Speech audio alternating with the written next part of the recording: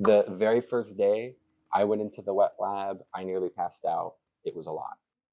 I spent like half an hour, 45 minutes just catching my breath and really trying to refocus myself, to go back in and, to try again, really.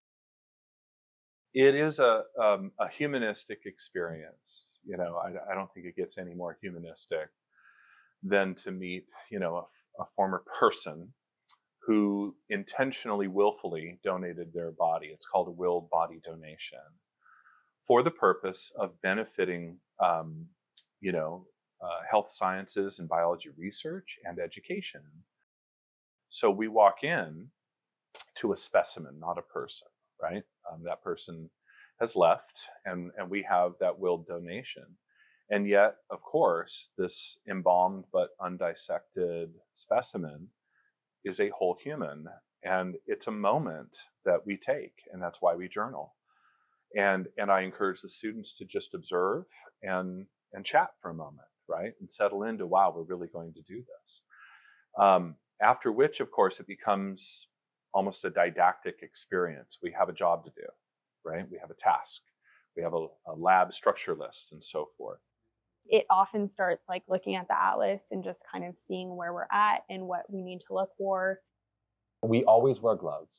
We always glove. We typically double glove as well. So we put gloves over our gloves because sometimes they get a little nasty and you could just exchange them as you go. Grab some tools. There is a cabinet which has all of our scalpel blades, handles, probes, hemostats, scissors, mitts and bone, whatever. All the things. No medical tools. No medical tools. Scalpel. We love to joke, like in Grey's Anatomy when they're like scalpel. Yeah. We don't need any scalpel. Scalpel. So yeah, we open up the fridge. It's kind of like a bank vault. That's honestly what it looks like.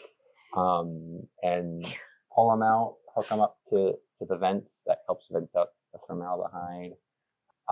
The body is always completely shrouded and soaked. We soak them in a mixture of water and downy to help preserve them, keep them moist. Otherwise, they're just way too stiff to deal with. You pull back the shroud, and then there's the body. Our goal is to complete a dissection called the Floppy Head Dissection, which, as its name implies, there's a floppy head. And so to get through that, we have to remove or at least reflect musculature, some of the neurovasculature, and get down to just these tiny little ligaments that connect your top vertebra to your skull. There's just a couple of them. And that is truly, other than muscle attachments, that is the only thing that holds your head in place. Only thing. They're coming up with the procedure themselves, because again, we don't tend to decapitate people in medicine. We try to do the opposite. So in this case, it's, it is very unique. Textbooks are great. Textbooks are not accurate, which sounds like an issue. Oh my gosh. It's just like picture perfect. It's just picture perfect. But what is picture perfect? Every human body is different. It goes to show that we're relying on these texts and these, different materials, but that's just general population. There's so much variation in the human body. You don't get that from an atlas, from a 3D atlas or a paper atlas. They're beautiful anatomical atlases that we have to help us learn. They're artful. So is the body. And I just don't think you can replicate that. And for that reason, I believe in this program. This has been so formative for me as a person.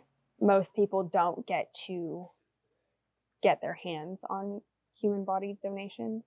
It's very raw and it's so personal. And it's this whole thing between, respecting each other, respecting the donation, and then also understanding the opportunity you have and what you can learn. It's just such an overwhelmingly positive experience. I want our graduates to be somebody I'm willing to recommend my grandma go see, or my mom and dad, right? I want our graduates to be excellent practitioners that we trust and who can do good work in our community. So let's start that here.